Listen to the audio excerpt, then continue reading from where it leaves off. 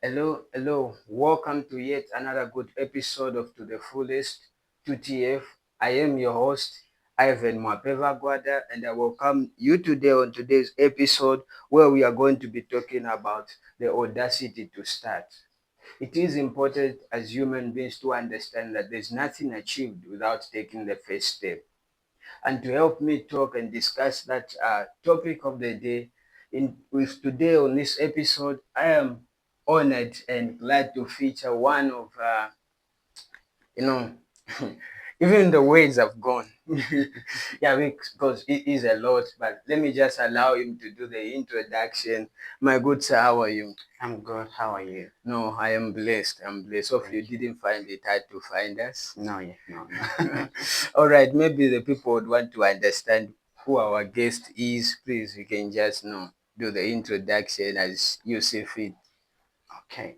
So in a nutshell, what I'll just bring to the table is I'm a person that believes in audacity. Yeah. I also believe that everybody was born to do something extraordinary on earth. There's nobody that was born to do average. All right.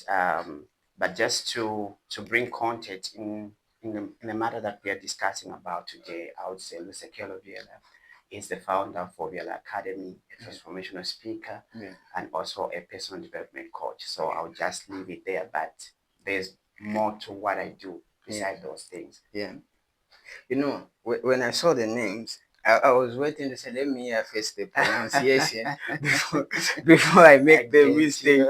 Yeah, no, I understand the first one. I'm able to, but the last one, I was like, yo, take it easy. So the last one, the easiest way to go about it is the same way if you're familiar with the Kaonde accent, Yeah. or for VIP, VIP. VIP, yes. VIP. So that V, it's V, then La. Viela. Yes. Okay, so it's Lusekelo Viela. Yes. You got Kikaonde. Kaonde, yes. Oh yeah, no. Let's start with that. One Zambia, one nation. So me, I'll greet you in Bemba. You answer me in Kikaonde. Okay, no problem. Yeah, Mudishan. Tujite urongo mu VIP. Oh yeah, that's beautiful. That's Yeah. beautiful.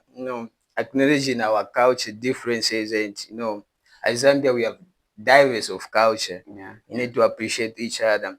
Yeah. So in today's episode, I'm honored to feature Mr. Lusekelo Byela, and on today's episode, we are going to be talking about the audacity to start. But before we say all that thing, let's learn a little bit about our guest and how their life was growing up. So, Mr. Byela, how was life like growing up? Okay, thank you so much, Mr. Mwape, for that opportunity. Yeah. I would say I grew up in what most people in today's world will bring to context as an average society. Yeah. But I had, an opportunity to taste what it means to live a life which we consider as the normal standard life, where you eat breakfast, Yeah. maybe breakfast, lunch, the Kwaribana lunch served by the female. Yeah. So, and then also had an opportunity to face the other reality of life where you go by, you don't have anything, no support, like you go days without eating as if you're fasting, yet you're not fasting. Yeah. So, growing up, for me, my environment was an interesting one because it built the foundation of who Lusekelo is. Just starting from the home culture, the environment that I grew up in, it really shaped who I am, because now I began to understand not just one side of life, but I had a chance to understand both sides of life from a tender age. So you have things at your disposal and you don't have things at your disposal. Yeah. So that's how my growing up looks like. A child who has everything, a child who doesn't have everything. Yeah. Was that childhood in Lusaka or? Okay. Yeah. Okay, so okay, so I was born in Kasempa, by the way. That's not Western province. I mean, western part of Zambia. Then I started my school in Wenilunga. That's where I started my school from. I took most of my time. We grew up from that place. And if you have the chance to visit Wenilunga, it's that place where people They really like you just know the human concept of people like could it be familiar that okay, and then we had a chance to come to Sorezi where I completed my school. From there I moved over to Lusaka. So it has been a transit of visiting different parts of Zambia in my growing up. Yeah, because when you say Kikaonde, I was expecting Sodwezi. Because almost everybody I know who's Kikaonde, they're all from Sodwezi. Yeah. So I'm glad that you've passed through Sodwezi. So I guess my thoughts were right. Yeah. So when you look back to your childhood, you're talking of having to live moments where you had everything and moments where you had nothing. So when you look back to your childhood, what has been your biggest lesson from life growing up? They have a lesson, I have lessons. So okay, I'll just share maybe two. One of them is regardless of where you come from, never neglect where you're coming from. There is always a reason why you were born in that environment, that family, and that city. It all starts from understanding where you are born from, because you see, according to how God designed us, He also designed environments in which we should grow into. That's true. So many people neglect their foundation from home, society, and what we picture is I want to be a global something. But before you become a global something, you have to have a basis, a foundation. So one of the lessons that I picked out is never at any time forget the lessons of your parents. Those lay the foundation of everything that you do. Now, when I talk of parenting, I'm not just talking about the verbal words that they taught you. I'm talking about the incommunicated lessons. Sometimes parents don't tell you stop doing it. They'll just look at you to say, Mr. Mark.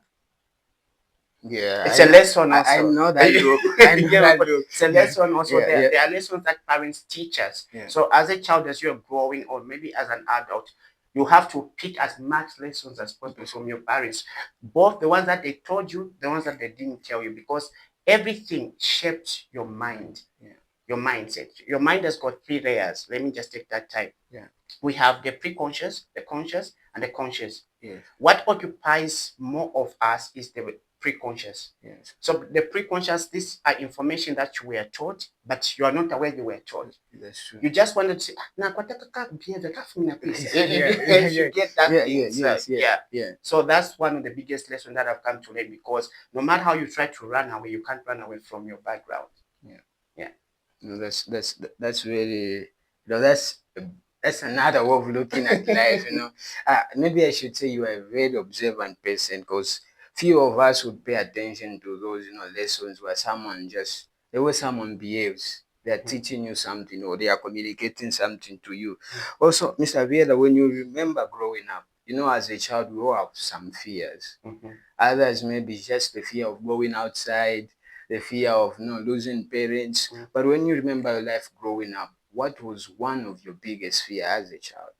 Okay, so most of the time when I'm answering that question, many people say, I think you're flipping the corner. But that's the reality of life. I lost fear, like fear at the age of 7. Wow. And it happened that there was an incident that happened that has to do with witchcraft, but I'm not going to dive into that. But if you talk of fear, like the instinct of fear, one of my greatest fear until today is dying with something that belongs to earth. Wow. I don't want that. Like every day, people ask me, what is your greatest inspiration? I say it's death. Death is my greatest inspiration. Every day I imagine, Lusekelo, if you were to die today, are you going to die empty? So if we talk of fear in that content, my greatest fear is dying with something that belongs to earth. That's my greatest fear. And you had to realize that at age 7. At age 7. Wow. So from at age 7, I had difficulties with my mom, because at times I could tell her certain big dreams. She'll be like, oh, what name? Because if now you're talking to a parent, it's not like she doesn't believe in you, but just there's certain things that go beyond the human nature of somebody. Where you tell your mom to say, one day I will be, okay, let me just mention the name.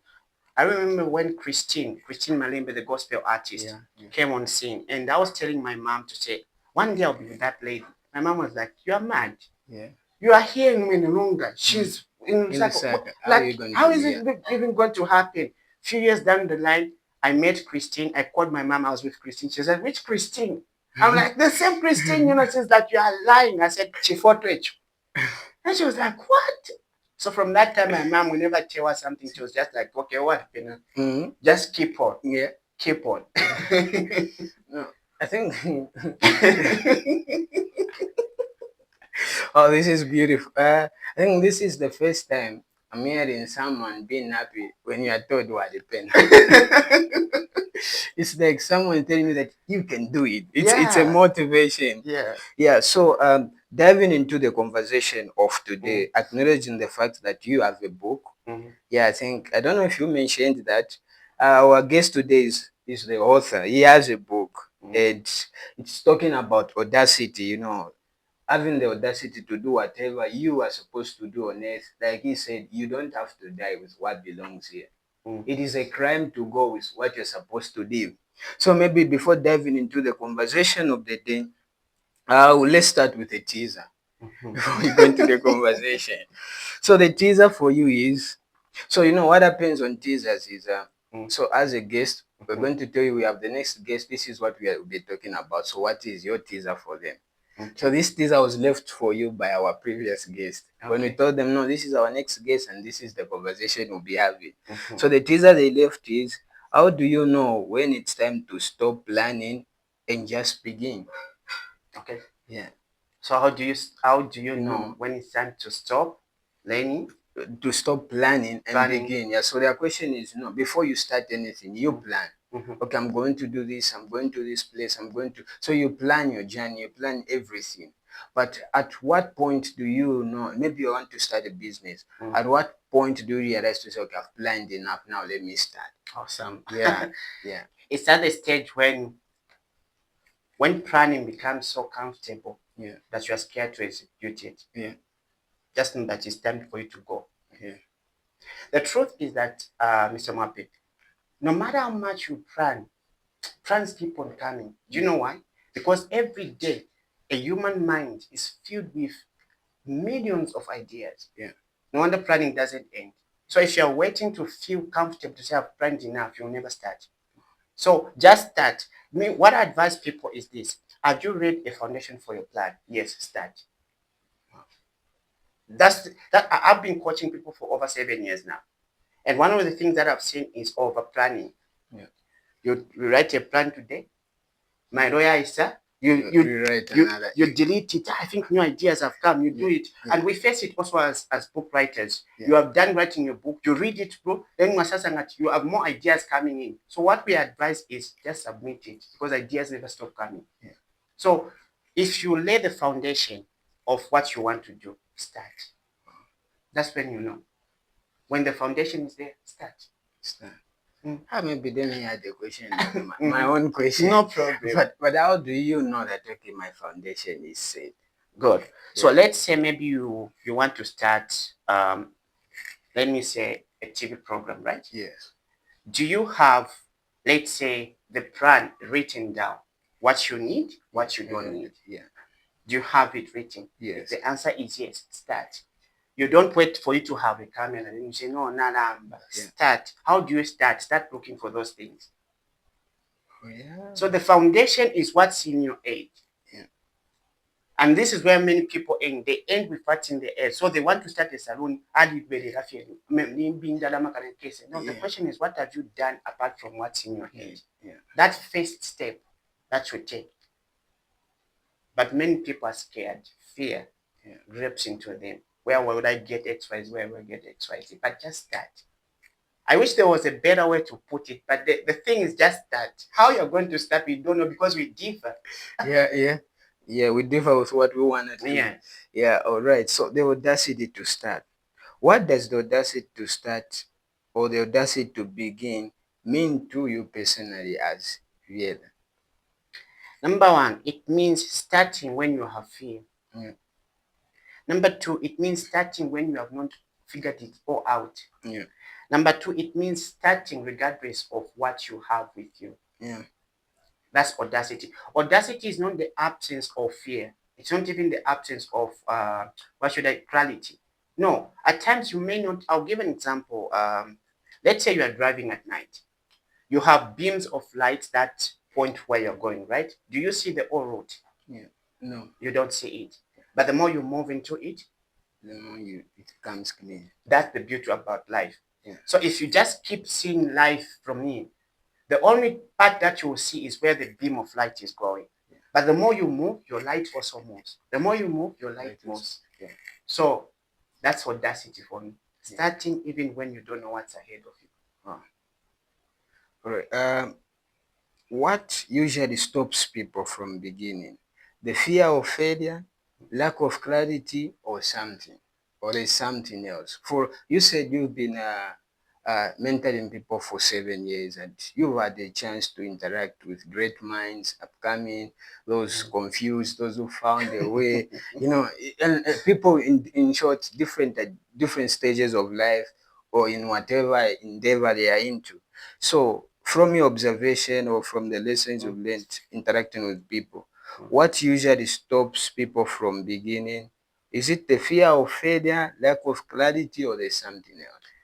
There are a lot of faculties. We can't put them in one book, but in my book, Audacity is the name of the game. I've listed about 26 excuses that people give. Yeah. All right. After coaching people from different walks of life, I've listed 26. Number one is, what will people say?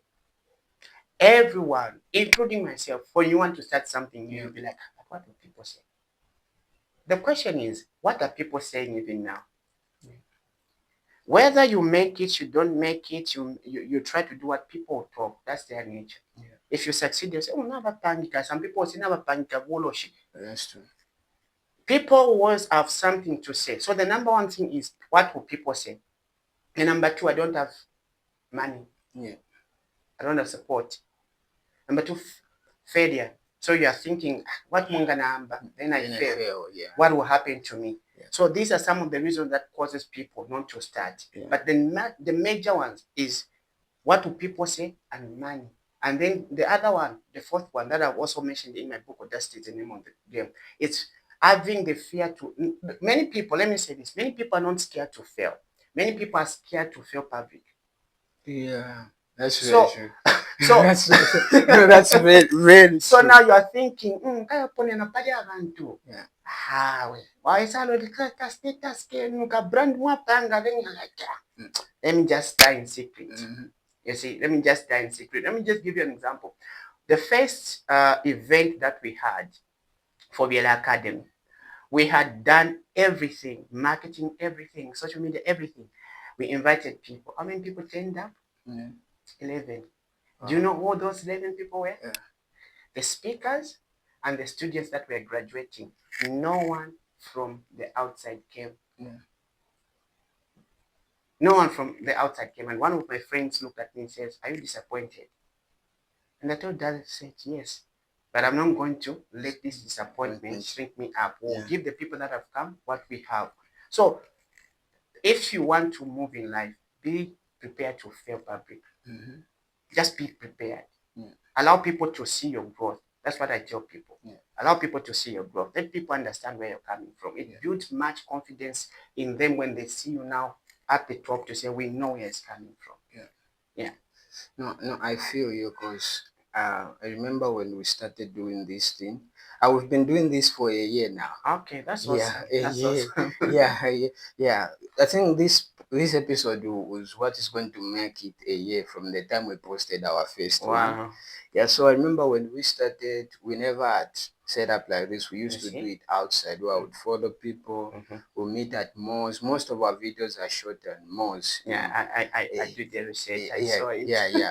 I've been shot on malls. And one thing that I was scared of, I remember, is approaching big people, like people who are doing great, like yourself, where this one is established, this one has more confidence. I had the fear because every time I would think, if I call this person, what do they think? When they come to know, no, we don't have cameras, we do this with our phones. How are they going to think? That was one of my biggest fear. The audacity to start, maybe to learn more from your life as an author. What lesson did the beginning of your journey taught you or teach you that success can never do. What lessons have you learned from beginning your journey as a mentor, a founder, as an author that success will never teach you, or something you've never learned from everything you've achieved? Okay. Let me answer it with a story in the Bible. Okay. Yeah. For my brothers and sisters who are not Christians, we love you. So there's a story in the Bible about the four lepers. Yeah. So we have these four lepers that were chased out from the city because in the old days, when you do a study of the Bible, you understand that when somebody has had what they called a transmittable disease, Yeah. they used to chase them outside the city. Yeah. All right. So these four lepers were chased outside the city, and then a time came whereby the city had got issues, more like there was chaos in the city. There was no food, Yeah. and then also outside where those guys were, there was no food. So one thing now remained to them. It's either they step outside the city and die, or enter the city and try maybe to maneuver around, but still they'll be killed. Yeah. All right. Yeah. So they reasoned among themselves and said, it's better off we go the city way Yeah. than staying here Yeah. and die. Uh, What am I trying to say? There are certain things in life that you will never have if you don't move in them. yeah. You can't.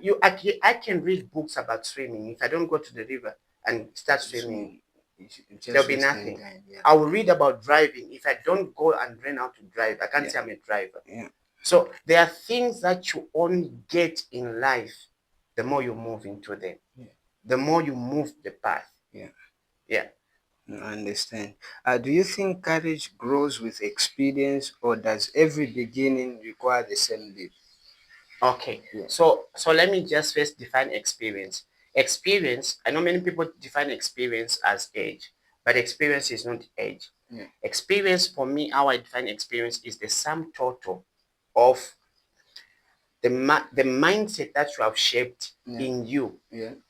according to the environment, the books, and the upbringing that you were created in or you formed into. Yeah. The exposure that you have gotten, that's your entire experience. So when you say someone has got experience, we're just talking about the exposure of somebody. Yeah. What is your exposure in terms of books? What is your exposure in terms of information? That's what experience is. Wow. But I know many people want to limit experience to age. I do respect elderly people, but you have to bear with me that if you got a 60-year-old person from the village that has never been to the city, their experience with a person who has been to the city and village will be different. Yes. Even the way they will communicate things will be different. So experience is the exposure of somebody. Yeah. The exposure of somebody. All right. The exposure of somebody. So to answer your question, it grows the more you move into it. Yeah. The Bible says these signs shall follow them. Yeah. It didn't say these signs shall find them seated. Yeah. It says the signs shall follow them. Meaning Wow. the more you move into it, the more signs follow you. And the more signs follow you, the more you gain experience. Yeah. Because you can't say I'm an experienced driver. Yeah. You get my point? Yeah. Doesn't make logically sense. Yeah. It's the same thing. Like I understand. I understand. Let me strike a balance so that I try to help somebody. Yeah. There's a big difference between potential and experience. Yeah. Potential is the ability that something has. Yeah. Experience is the maximized potential of something. Yes. Let's say I have 50 megawatts. From the 50 megawatts, what potential have I used out? Yeah. So a lot of young people have potential, but they don't have experience. Yeah. So the battle now is, I have potential, I can feel it within me. But do you have the experience? You have potential, you can get married. But do you understand the dynamics of marriage? Yeah. Your potential, you know you can drive, but do you understand the dynamics of driving? Yeah. And this is what is causing even the battle between now the Gen Z and the Millennium leadership. The Gen Z will say we have potential. The Millennium will say we have experience. Yeah. You get my point. Yeah. So the balance has to be there. Yes, you have the potential. We're not we're not arguing or refusing, but the potential that has not been maximized cannot be measured together with the potential that has been maximized. That's true. Yeah. Yeah. So how do you turn inspiration into consistent actions? Because you're talking of potential being there is experience or the courage to continue doing as a result of maximizing your potential. So how do you turn inspiration into consistent actions? Wow. The thing is this, it's not every day that you will feel inspired. Yeah. Some days you'll feel like I don't want to do it. So the only way you can change that is by making a choice. For making a choice, you don't feel to make a choice. Choices are not feelings. You make them as part of your daily life. Yeah. So if you're waiting for inspiration, I can tell you as somebody who is, into the process of becoming an HR, that there are days that you feel like I don't want to do this. Yeah. There are days that I feel like I don't want to work in Byela Academy. Yeah. There are days that I feel like I don't want to post. But because it's a decision that I've made, it's a discipline, it's a culture, I have to go through it. Yeah. So the best way is make a decision. Don't wait for inspiration or motivation. Yeah. Yeah. Yeah. How does beginning tie into discovering your purpose as a human being? Just repeat the question again. How does beginning tie into discovering your purpose? So the question, because as a person, mostly every time you're discovering who you are, you might maybe let's say 5 years before, what I'm doing now was not even in the picture. This came as a result of meeting people and stepping into certain rooms. So how does beginning tie into one discovering his purpose, or how does beginning help someone discover their purpose? Okay, so when we talk of purpose, purpose, I know it's a topic It's a very big one. it's a topic that brings a lot of questions, a lot of debate. But one thing that we have to understand is this. For me, this is what I'm saying. It's subject to debate. All right. There is a big difference between purpose and potential. What we take time to, like purpose itself. Let me give you an example. Let's say um, let me say Emmanuel. Let's use Emmanuel as a case study, or let's use you. Emmanuel, our cameraman. Yeah, we use him. Let's say Emmanuel has got that ability to capture. Yeah. Is that potential or purpose? I think I'll say that's potential. That's potential. Yeah. Purpose is when Emmanuel now discovers why he was gifted with that ability to capture. Yeah. So the mistake that comes in when we talk about purpose is people take potential for purpose. Yeah. Purpose is as simple as ABC. It's the why of something. Why was the phone created? Period. We're not talking about the functionality of the phone. Yeah. The functionality, that's potential. So when we talk of starting, being tied to your purpose, that period of you discovering your purpose, what happens most of the time is that you discover your potentials. Yeah. So because your potentials are triggers that points you to your purpose, many people tie it to say, I was discovering my purpose. But in actual sense, what you were doing is what? Maximizing those potentials that points to your purpose. Wow. So does it help? Yes, it helps. Yeah. Yes, it helps because pointers. Now, a pointer is not the final destination. For instance, when I came here, I saw a certain poster. If I had to stand there to say "Nifika pariba mwampe," I think someone would say "Now pay." No, yeah. You get my point? Yeah. Because that's just a poster showing. So a potential shows you where you're supposed to go. Yeah. That's where your purpose is. Wow. So yes, it also helps. Wow. I would know. No, and when is the next class for Byela Academy? I think I'm missing a lot. No, I'm missing a lot. I'm applying right now because I know the process will be longer. So let's just do it now. So we are closing for this year. We'll have graduates that will be graduating on 6th. So maybe next year. Yeah. Hopefully I'll be invited at least to witness the graduates and get inspired. Yeah. Also, what's more dangerous? Failing after starting or never starting at all? It's never starting at all. This one is straight. Huh? This one is straight. For never starting is more dangerous. Somebody that has failed is more better than somebody that sits to say, my pastor says something which is funny. He says, I'd rather help somebody who I find at the market trying to sell something that somebody who I find every day watching TV doing nothing. Yeah. So it's better off to try and fail. At least wakwata kwa CV Yes, atuwaryeshere. I tried. Yeah. What did you say? Kyasafiri ukadhani Yeah. wapata CV yako eba ati wapata firoto. Mhm. Yeah, it doesn't work. So it's more dangerous just to never try. Yeah. Yeah, it's very dangerous, I'm telling you. Yeah, you know, we're talking of the audacity to start, and people might be asking, this who is person, what does it do, what has he done? So maybe let's dive into the conversation. We're just talking of Byela Academy. When did it start, and what was the inspiration behind it? Okay, so Byela Academy, it has got phases. Yeah. So first of all, I just started off like, you know, this thing whereby you're just teaching young people and other things. Then I got an opportunity to work for Lusekelo YMCA. For 4 years, I was entrusted with a certain school where I was coaching about specific pupils in leadership, you know, other stuffs. And then from there, that's when I now said, okay, I've gained enough experience. Let me go now and start doing my own thing. So I never like it was not even one thing whereby you plan to say, I'm going to start this thing, but it's just that you are doing something and then somebody comes to tell you to say, why don't you do this? Yeah. You get my point. And then I had one person that just came to say, you see, young man, because Byela Academy is not the initial name. The initial name is Byela Investment. So Byela Academy just falls under that. It's more like a subsidiary of the Byela Investment. So it just came to say, young man, you're good at this. Why don't you open an academy? And that's how we started now brainstorming which name. That's how we came up with Byela Academy. Yeah. From there, then we picked up. So in all totality, I would say Byela Academy has just been in existence for a year and months in active operation. Because we started, that was 2024. Yeah. That's when we started. Yeah. Yeah.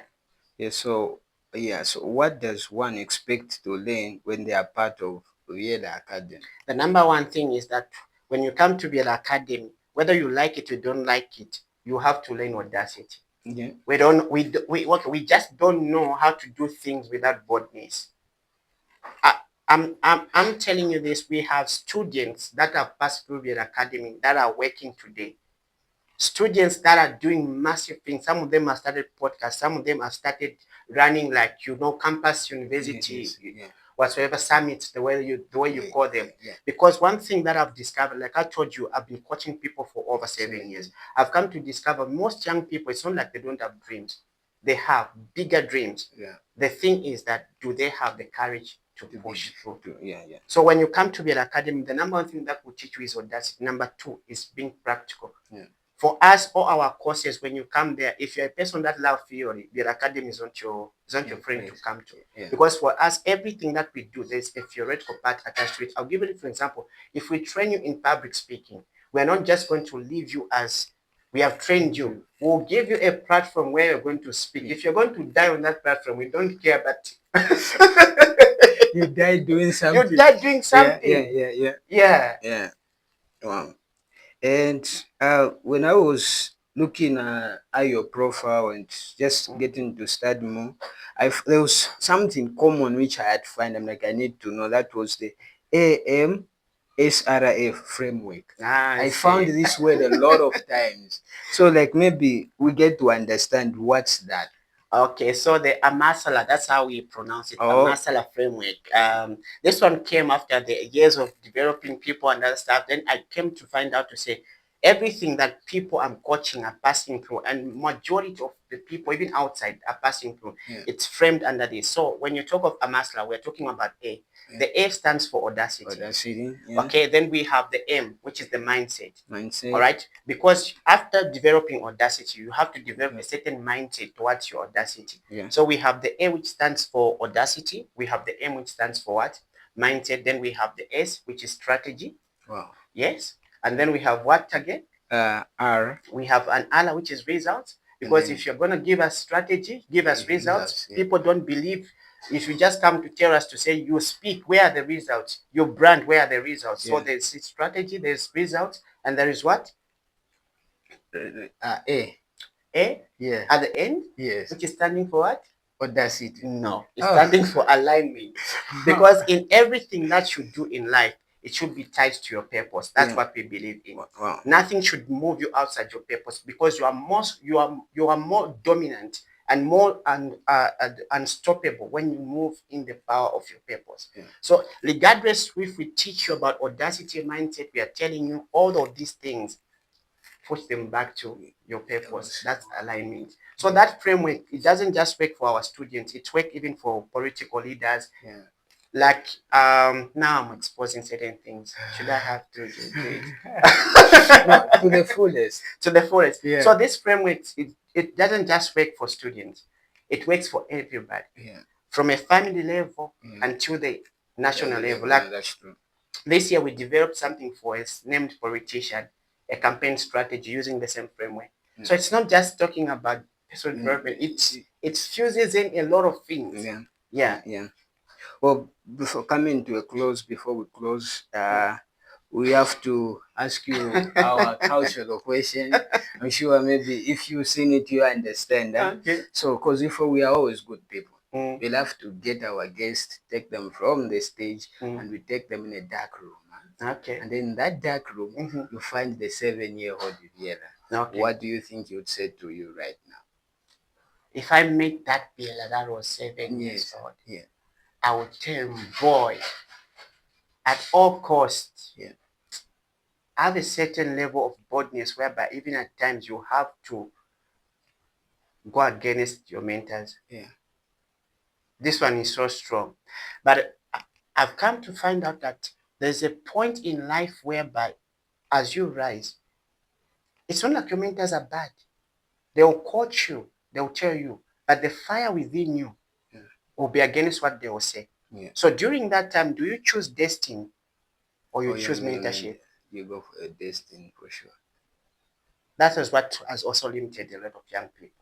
Because, and this is one of my prayers. My prayers, I thank God I have mentors that are wise and coaches. I have them. One thing that will limit you from rising, one of them, is having people who are not exposed to your level of the dream that you have within you. Yeah. Because let's say if you have a bigger dream and somebody who is mentoring you, they see the world from that smallness. Yeah. So when you bring something which is huge to them, it challenges them. They'll say, Maiche, you can. Yeah. You get my point. So if I meet that 7-year-old, I'll tell that boy to say, my boy, no matter what you do, no matter how many times you have failed, no matter how many times you have succeeded, just have boldness. Yeah. Just have boldness. Yeah. I don't want to expose a lot of things. There are people that I've met. They don't have what we call qualifications to stand where they stand. Yeah. What they just had was boldness to go to those offices and tell them I can do this. Yeah. And yet we have people today who have degrees, papers, and because they feel the universe speaks English. Yeah. The universe doesn't speak English. It speaks boldness, audacity.